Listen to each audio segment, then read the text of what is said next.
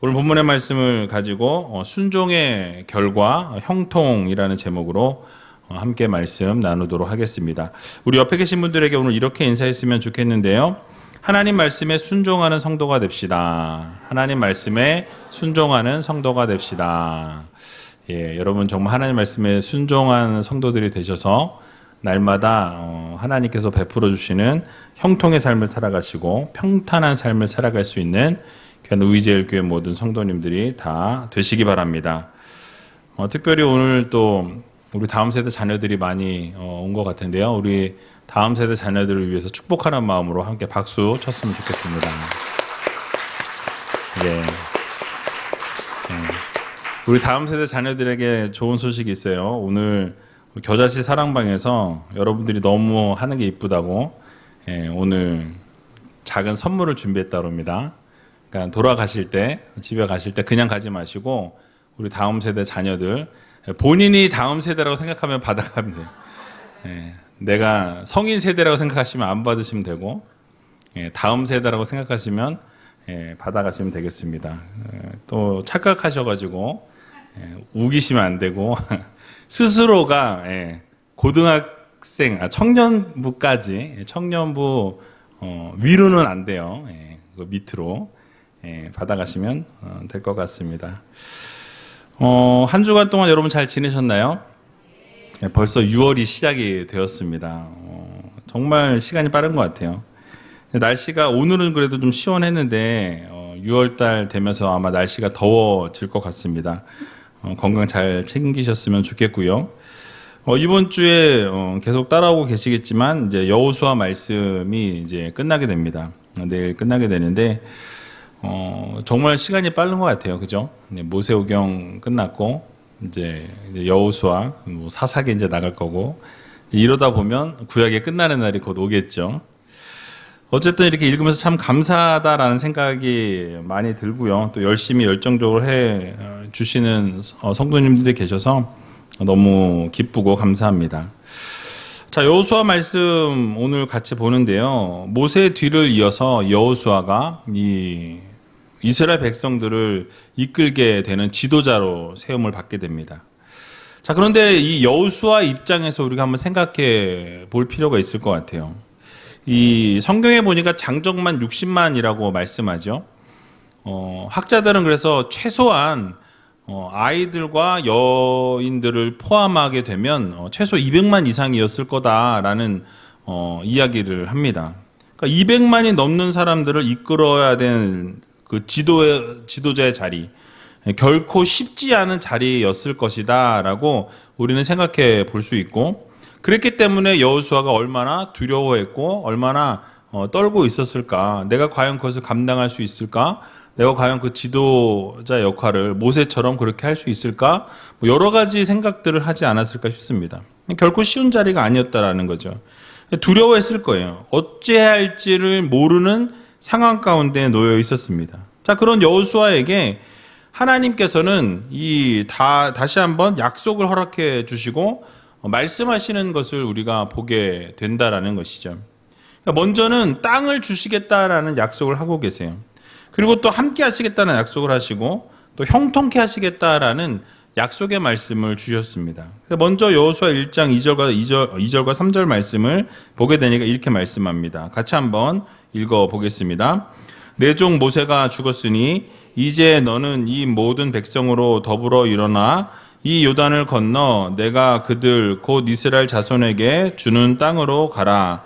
내가 모세에게 말한 바와 같이 무릇 너희 발바닥으로 밟는 곳을 내가 다 너희에게 주었노니. 아멘. 자, 하나님께서 여호수아에게 출정 명령을 내리십니다. 이제 가나안으로 가라는 거예요. 요단을 건너가서 하나님이 허락해 주신 그 땅을 취하라라고 말씀하시는 것을 보게 됩니다. 그리고 이스라엘 백성들이 발바닥으로 밟는 모든 땅을 너에게 주겠다라고 말씀하십니다. 그래서 가라고 말씀하시죠. 근데 여기서 밟는 땅을 내가 주겠다라는 이게 미래형이 아니라 주었다라고 말씀합니다. 과거형으로 말씀하고 있어요. 그러니까 이미 아직 들어가지 않은 미래의 이 땅을, 가나안 땅을 밟으러 지금 나아가라고 말씀하시면서 내가 이미 주었노라라고 과거형으로 말씀하고 계신다라는 거죠. 자, 하나님이 이미 가나안 땅을 이스라엘 백성들에게 약속하셨고 이미 붙여놓으셨다라는 거예요. 그래서 취하게만 하면 된다라는 것을 하나님이 강조하고 계신다라는 것입니다. 자, 그러면 이스라엘 백성들은 뭘 하면 되겠습니까? 그 말씀을 듣고 순종하여서 취하면 되는 거예요. 그런데 여기서 발바닥으로 밟는다라는 이 단어의 용어의 의미를 생각해 보면 단순히 땅을 이렇게 밟는 것을 말씀하는 것이 아니에요. 내가 밟는 모든 땅으로라는 이 의미는 그 밟는 땅이라는 것은 정복하다라는 그런 의미를 가지고 있습니다.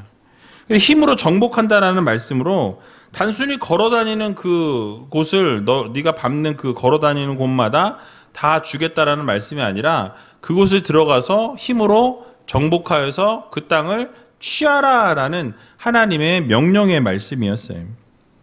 그래서 단순히 걷는다라는 게 아니라 믿음을 가지고 가나안 족속들과 대적들과 싸워서 그것을 쟁취하라. 그러나 그것에 대해서 내가 이미 너희들에게 주었노라라고 말씀하고 계신다라는 것이죠. 자, 그런데 중요한 것은 이 전쟁이 그냥 전쟁이 아니라는 거예요. 하나님이 주도하시는 전쟁이요, 거룩한 전쟁이라는 것입니다. 하나님이 그 전쟁의 중심에 계시면서 그 모든 것을 주관하고 계시고 이미 그 전쟁 가운데 이미 승리를 예견하셨고 이미 승리를 허락하셨다라고 말씀하고 계신 것이죠.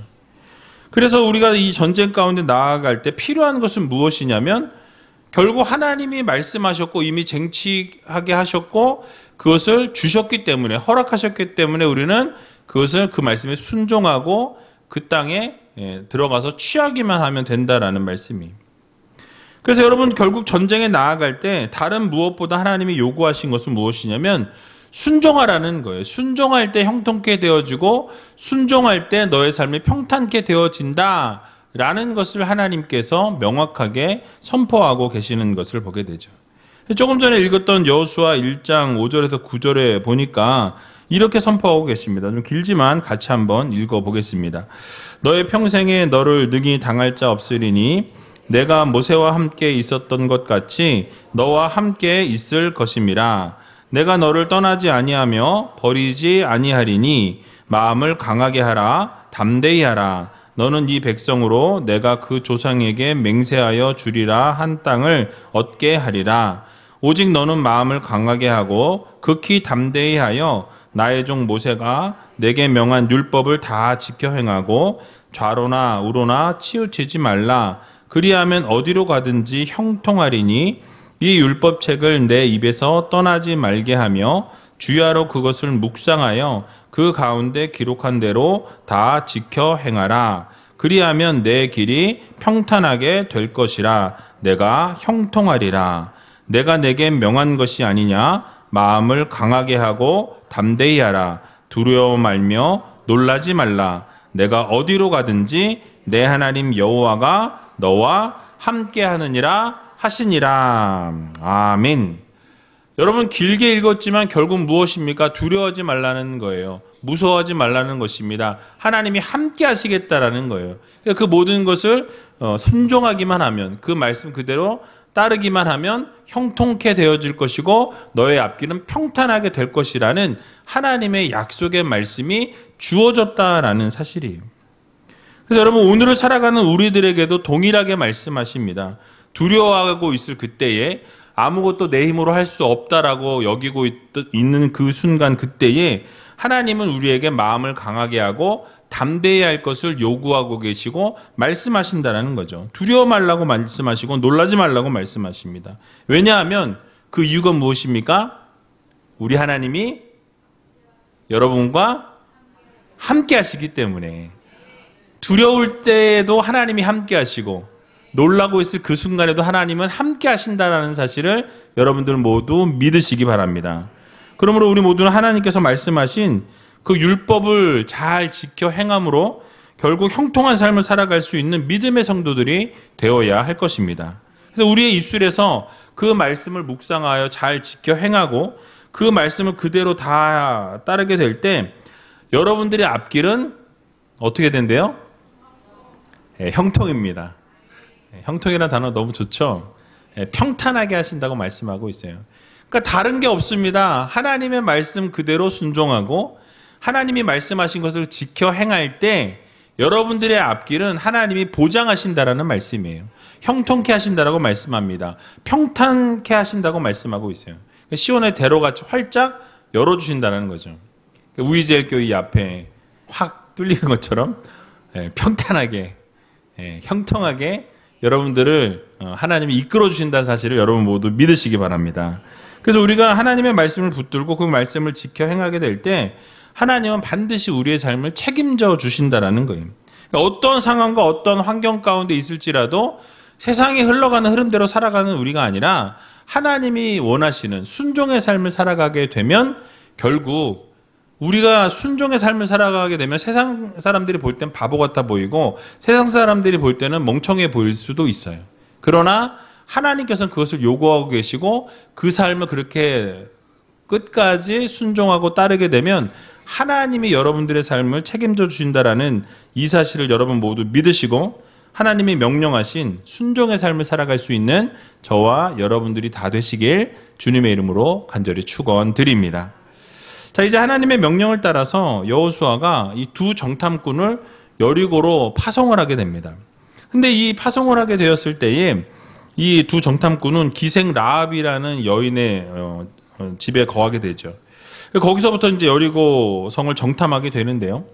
이 어떤 경로로 이 소식이 알려졌는지는 알 수 없지만 이 여리고 왕이 이 정탐꾼들이 이렇게 들어왔다라는 소식을 듣게 되죠. 이 잠입 소식을 보고를 받게 되자 왕은 라합에게 기별하여서 그 사람들을 끌어내라, 정탐꾼들을 잡아두라고 이렇게 명령하게 됩니다. 자, 그러나 라합은 기지를 발휘하여서 정탐꾼들을 잡아둔 것이 아니라 오히려 위기에서 구출해 주게 되죠. 구해줬다라는 거예요. 그러니까 정탐꾼을 구해준 라합의 입에서 고백한 말씀을 보게 되면 정말 놀라운 고백을 하는 것을 보게 됩니다. 우리 여호수아 2장 9절에서 11절 말씀인데요. 같이 한번 읽어보도록 하겠습니다. 말하되 여호와께서 이 땅을 너희에게 주신 줄을 내가 아노라. 우리가 너희를 심히 두려워하고 이 땅 백성이 다 너희 앞에 간담이 농나니 이는 너희가 애굽에서 나올 때에 여호와께서 너희 앞에서 홍해 물을 마르게 하신 일과 너희가 요단 저편에 있는 아모리 사람의 두 왕 시온과 옥에게 행한 일, 곧 그들을 전멸시킨 일을 우리가 들었음이라. 우리가 듣자 곧 마음이 녹았고 너희의 연고로 사람이 정신을 잃었나니 너희 하나님 여호와는 상천하지의 하나님이시니라. 아멘. 자, 여러분 지금 이 라합의 고백은 정말 믿음의 사람의 고백처럼 들려져요. 정말 믿음으로 고백하고 있는. 근데 사실은 이 여인은 믿음의 사람이 아니었어요. 이방인이었다라는 거죠. 게다가 기생으로 살아가는 라합이었다라는 거죠. 그런데 이 기생의 입에서 하나님의 하나님 되심이 선포되는 것을 보게 됩니다. 그러니까 출애굽 사건을 통해서 만천하의 하나님의 하나님 되심이 드러났다라고 여러 번 말씀드렸잖아요. 이것이 그것의 증거라는 것이죠. 믿지 않는 이 라합이, 이 이방 여인이었던 이 기생이었던 라합이 온 우주의 유일하신 하나님이 바로 우리의 하나님, 너희들이 믿는 그 하나님이시다라고 인정하고 고백하고 있는 것을 보게 되죠. 추우세요? 에어컨이 앞에만 켜 있는데도 추우신가 보죠?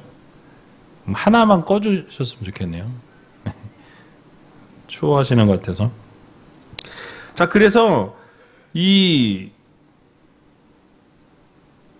어디 하고 있었죠? 이런 데니까요. 라합에 대해서 얘기했죠. 라합은 정탐꾼과 언약을 결국 맺게 됩니다. 어떤 언약을 맺게 되냐면 내가 너희 정탐꾼들의 생명을 건져 주었으니까 이제 여리고 성에 너희들이 올 때 하나님이 분명히 이 여리고를 너희 손에 붙였다라는 걸 확신한다라는 거예요. 믿는다라는 거죠. 그래서 여리고 성에 들어오게 되면 나와 내 모든 가족들을 다 살려달라라고 이렇게 부탁을 하게 되고 그것에 대해서 흔쾌히 받아들이게 됩니다. 그래서 그 증표로 무엇을 요구하냐면 이 붉은 줄을 달아 놓으라고 이야기합니다. 그리고 그 붉은 줄을 달아 놓고 그 집안에 다 너희들이 있으라는 거죠. 너희 온 가족이 부모와 형제가 함께 다 집에 모아 놓으면 그 붉은 줄이 매여 있는 그 집만큼은 살게 될 것이라고 언약을 맺고 돌아가게 된다는 거죠. 자, 그런데 여기서 붉은 줄은 뭘 이야기하는 것이냐면 바로 이스라엘 백성들이 출애굽할 때에도 어땠습니까? 유월절 어린 양의 피를 발라서 어떻게 되었죠? 모두가 애굽 사람들은 죽었지만 장자가 어디는 안 죽었어요? 이스라엘 백성들의 장자들은 죽지 않았습니다. 이유가 무엇이었죠? 바로 어린 양의 피를 발랐기 때문이었다라는 거죠. 그것과 동일한 의미로 보시면 돼요. 같은 맥락이라는 것입니다. 그러니까 하나님의 심판에서 구원을 받는 표가 바로 이 붉은 줄이었다라는 것을 말씀해 주고 있습니다. 그러니까 결국 이것이 무엇과 연결이 되어지냐면 예수 그리스도의 보혈과 연결이 되어진다라는 거예요. 그러니까 하나님의 최후 심판으로부터 우리가 구원을 받게 되는 표가 있는데 그 표는 바로 무엇이냐? 유월절 어린 양이신 예수 그리스도라는 것을 여러분 모두 믿으시기 바랍니다. 바로 예수 그리스도의 보혈이라는 것을 말씀해 주고 있어요. 그러니까 우리가 예수의 피로 말미암아서 멸망의 심판에서부터 우리가 구원을 얻게 된다라는 것입니다. 우리 모두가 예수님을 잘 믿고 잘 섬기게 되면 하나님께서 결국 우리를 그렇게 이 가나안 족속들이 다 멸망당할 때에도 구원해 내셨던 것처럼 우리도 구원하시겠다라는 거예요. 그래서 출애굽할 때에도 애굽의 모든 장자들이 죽었을 때라도 이스라엘의 장자들은 모두 하나님께서 어린 양의 피를 바를 때 살려주셨던 것과 동일하다는 것입니다. 결국 예수 그리스도 외에는 다른 길이 있다 없다? 없다라는 것을 말씀해 주고 있어요. 예수 외에 구원이 없음을 여러분 모두 믿으시기 바랍니다. 그래서 사도행전 4장 12절에도 이렇게 우리들에게 선포해 주고 계신 것을 보게 되죠. 같이 한번 읽어 보겠습니다. 다른 이로서는 구원을 얻을 수 없나니 천하 인간의 구원을 얻을 만한 다른 이름을 우리에게 주신 일이 없음이니라 하였더라. 아멘. 여러분 다른 이로 구원을 얻을 수 있다 그럽니까? 없다 그럽니까? 없대요. 그러면 뭐로만? 오직 예수 그리스도로만 구원을 얻음을 여러분 모두 믿으시기 바랍니다. 예수 그리스도 외에는 다른 방법이 없다라는 거예요. 그래서 예수 그리스도를 우리 마음에 새기고 예수 그리스도만 믿고 예수 그리스도만 섬기는 성도들이 되어야 한다는 것을 여러분들 모두 기억하시기 바랍니다. 결국 기생 라합과 가족들이 맺어진 언약대로 심판을 받지 아니하게 되었고 구원 얻게 되는 것을 보게 되죠. 여러분 잘 아시는 것처럼 마태복음을 읽어보게 되면 기생 라합이 결국 이스라엘의 족보에까지 오르는 것을 보게 됩니다. 그러니까 여인인 것도 사실은 족보에 오를 수 없는 조건이고 이방인이라는 것 역시도 이 족보에 오를 수 없는 조건임에도 불구하고 마태는 의도적으로 그 여인의 이름을 족보에 올리고 있는 것을 보게 되죠. 결국 뭘 이야기하냐면 하나님을 신실하게 믿고 의지하게 될 때에 결국 언약 공동체에 속할 수 있는 은혜를 하나님이 허락해 주신다라는 것을 우리들에게 보여주고 있다라는 거예요. 그러므로 우리가 예수 그리스도를 잘 믿고 하나님을 잘 섬기기만 하면 하나님께서 우리에게 그 구원의 은혜를 허락해 주신다라는 것을 여러분들 모두 기억하시기 바랍니다. 결국 이 사건을 통해서 우리들에게 교훈하는 것은 결국 온 세상이 생명을 얻을 수 있는 길을 보여주고 있는 거예요. 어떻게 생명을 얻을 수 있느냐? 오직 예수 그리스도를 통해서만이 우리에게 영원한 생명이 주어진다라는 것을 우리들에게 말씀해 주고 있는 것입니다. 이방인이라 할지라도 하나님을 전적으로 믿고 하나님을 전적으로 신뢰하기만 하면 정말 상천하지에 하나님 같은 분이 없다라고 고백할 만큼의 이런 이 고백이 나왔다라는 것은 이 이방 여인임에도 불구하고 하나님을 믿었다라는 거예요. 그럴 때 하나님께서 기적을 이루시고 놀라운 역사를 이루어 주셨다는 이 사실을 여러분 모두 믿으시고 날마다 하나님을 전적으로 믿고 신뢰하고 하나님을 인정하고 선포하며 나갈 수 있는 귀한 우이제일교회 모든 성도님들이 다 되시길 주님의 이름으로 간절히 축원드립니다. 이제 마지막으로 여리고 전쟁과 관련해서 말씀을 좀 살펴보고 마치려고 하는데요. 하나님께서 이스라엘 백성들에게 이 가나안에 들어가기 전에 먼저 말씀하신 부분이 있어요. 바로 언약의 갱신에 대한 부분인데요. 그러니까 가나안 정복 전쟁을 수행하기에 앞서서 최종적으로 준비 단계가 있었는데 그 준비 단계를 거쳐야 했는데 그게 뭐냐면 바로 할례를 명령하셨습니다. 그러니까 하나님과의 바른 관계를 다시 한번 정립하기 위해서 의식을 거행하도록 하셨다라는 거죠. 이 할례라는 명령은요, 여러분 아시는 것처럼 아브라함에게 언약을 맺으시면서 언약 백성이라는 증표로 할례를 행하라고 하나님께서 분명하게 말씀하셨습니다. 그래서 이 언약 백성이 되었음을 증거하는 표로 할례를 시행하도록 하셨는데요. 그래서 언약 백성인 이스라엘 자녀라면 난지 8일 만에 할례를 받아야 한다라고 성경은 말씀하죠. 자, 그런데 이스라엘 백성들이 출애굽을 하고 난 이후에는 이 광야에서 이 사막 지역에서 40년 동안 방황하는 동안에 할례를 시행하지 못했다라는 사실이. 그런데 가나안 정복이라는 이 대업을 앞두고 하나님께서 그들에게 먼저 요구하시고 명령하신 것은 무엇이냐면 너희 자신을 먼저 정결케 하라는 거예요. 할례를 행함으로 너희 자신이 언약의 표징을 다 받으라는 것을 하나님이 명령하시는 것을 보게 됩니다. 하나님과의 모든 바른 관계 정립을 위해서 하나님께서 모든 이스라엘 백성들에게 이 할례를 명하셨다라는 거죠. 그래서 광야에서 태어나서 할례를 받지 못한 이스라엘 자손들이 할례를 시행할 수 있도록 하나님이 명령하셨다라는 거예요. 자, 그런데 그냥 뭐 명령하셨으니까 하면 되지 라고 생각할 수 있지만 우리는 여기서 좀 조금 더 깊이 생각해 보면 얼마나 이것이 위험한 것이었는지를 생각해 보아야 한다라는 거죠. 여러분, 할례라는 것이 행하고 나면 그 다음날 뭐 바로 회복이 되는 게 아니에요. 회복되어지는 시간이 있어야 했고 또 한동안은 고통 중에 있어야 했다라는 거죠.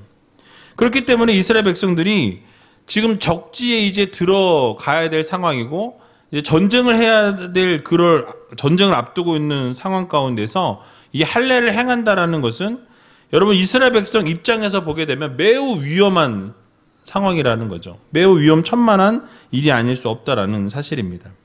만약에 이스라엘 백성들이 할례를 다 시행하고 고통 가운데 있을 그때에 만약에 가나안 족속들이 그것을 알고 공격을 하게 된다면 어떻게 되겠습니까? 이스라엘은 전멸을 당할 수밖에 없는 그런 위험한 상황이었다라는 거죠. 그러니까 여러분 이러한 시점에서 이스라엘 백성들이 하나님의 명령대로 할례를 시행한다라는 것은 정말 하나님을 전적으로 신뢰하고 전적으로 하나님을 믿지 않고서는 불가능한 일이라는 거죠. 이렇게 시행했을 때 공격을 당하게 되면 완전히 자신들이 다 죽을 수 있는 상황이었음에도 불구하고 하나님 명령하시니 그 명령대로 순종으로 나아가고 순종으로 반응했다라는 사실이에요. 그러니까 결국 이렇게 하나님의 명령의 할례를 시행함으로 하나님께 대한 절대적인 믿음과 이 절대적인 순종의 자세를 이스라엘 백성들이 보여주었다라는 말씀이죠.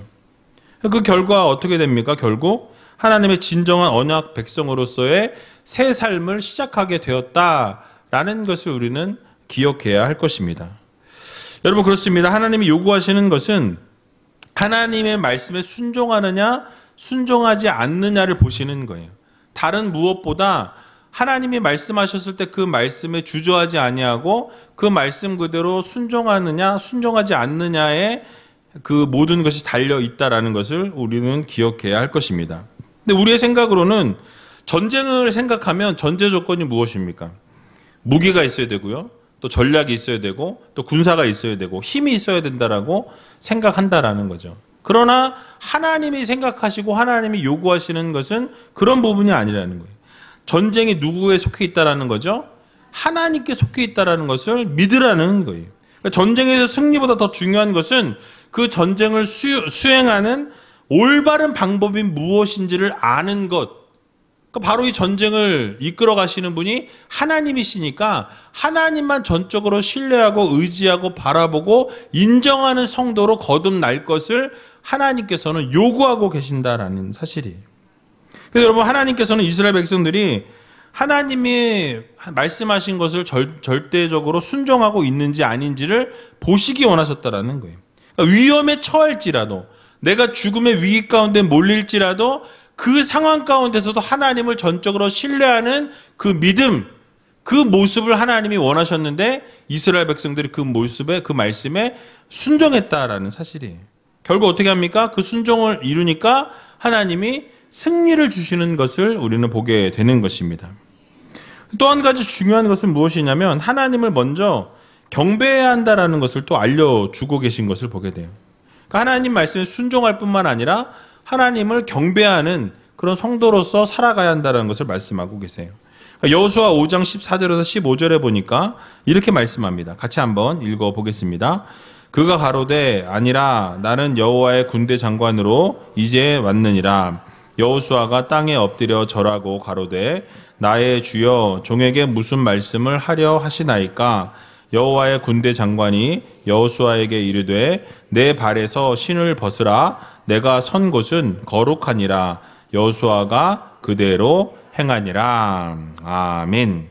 자, 하나님께서 이스라엘 백성들이 전쟁에 나아가게 될 때에 하나님께서 누구를 보내셨냐면 하나님의 군대 장관을 먼저 여호수아에게 보내셨다라고 성경은 말씀하죠. 그러니까 하나님께서 그에게 전쟁의 그 전략, 어떻게 전쟁해야 되고 어떻게 해야 전쟁하면 이길 수 있어 라고 하나님이 말씀하시고 명령하신 것이 아니에요. 하나님의 그 군대 장관이 먼저 나아가서 이야기한 것은 거룩함을 유지하라는 거죠. 하나님을 경배하라고 명령하는 것을 보게 됩니다.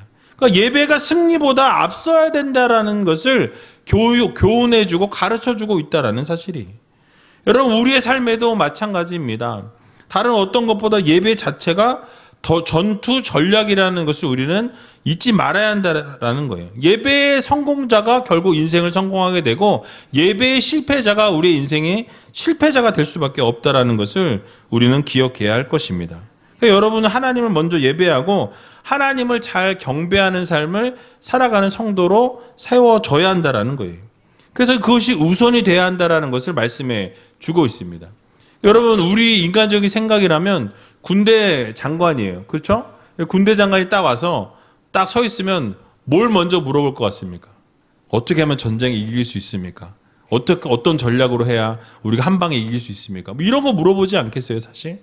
그런데 그런 것들을 가르치는 것이 아니라 바로 뭘 가르쳤어요? 하나님을 경배하라는 거예요. 하나님 앞에서 거룩하게 내 발에서 신을 벗으라라고 말씀합니다. 하나님을 섬길 자세, 경배할 자세를 먼저 가르쳐 주는 것을 보게 되죠.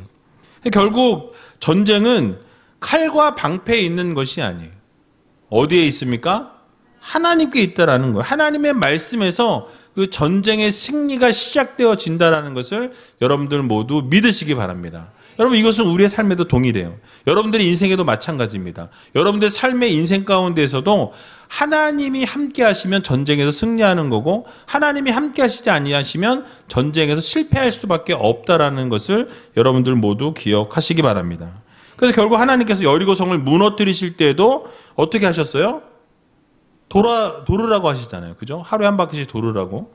마지막 날에는 7바퀴를 도르라고 말씀하시죠. 그러니까 칼과 방패가 아니라 하나님의 말씀에 순종하는 것에서부터 시작된다라는 것을 직접 눈으로 보고 몸으로 익힐 수 있도록 하나님이 그렇게 여리고성을 도르라고 말씀하셨다라는 거예요. 그러니까 우리의 이성으로는, 우리의 생각으로는 어떻습니까? 성 주위를 돈다고 해서 이게 무너지겠어? 나팔을 분다고 해서 이게 무너지겠어? 이런 생각을 우리가 가질 수 있다라는 거죠. 그러나 전적으로 끝까지 신뢰하고 믿고 나아가게 될 때 결국 하나님께서 그 모든 것을 주관하시는 것을 우리는 보게 됩니다. 결국 하나님의 명령대로 행하고 그 말씀대로 행할 때에 놀라운 기적을 맛보게 되는 것을 우리는 볼 수 있다는 거죠. 그러므로 사랑하는 우리제일교회 성도 여러분, 우리의 삶도 마찬가지입니다. 우리가 이 세상 살아갈 때 우리의 이성으로 합리적인 생각으로 살아가는 것이 아니라 하나님의 말씀이라면 우리가 다른 거 붙이지 아니하고 순종의 삶을 살아갈 수 있는 믿음의 성도님들이 다 되시기 바랍니다. 결국 순종하게 되면 하나님께서 책임져 주신다라는 거예요. 우리가 순종하게 되면 형통케 되어지고 평탄케 되어진다라고 하나님이 약속해 주고 계신 것을 우리는 보게 되는 것입니다. 그러므로 우리가 하나님이 생각할 수 없는 방법으로 성취하시는 하나님이시라는 이 사실을 여러분들 모두 믿으시고 날마다 하나님 말씀에 순종하고 하나님만 경배하며 살아갈 수 있는 귀한 우이젤교회 모든 성도님들이 다 되시길 주님의 이름으로 간절히 축원드립니다.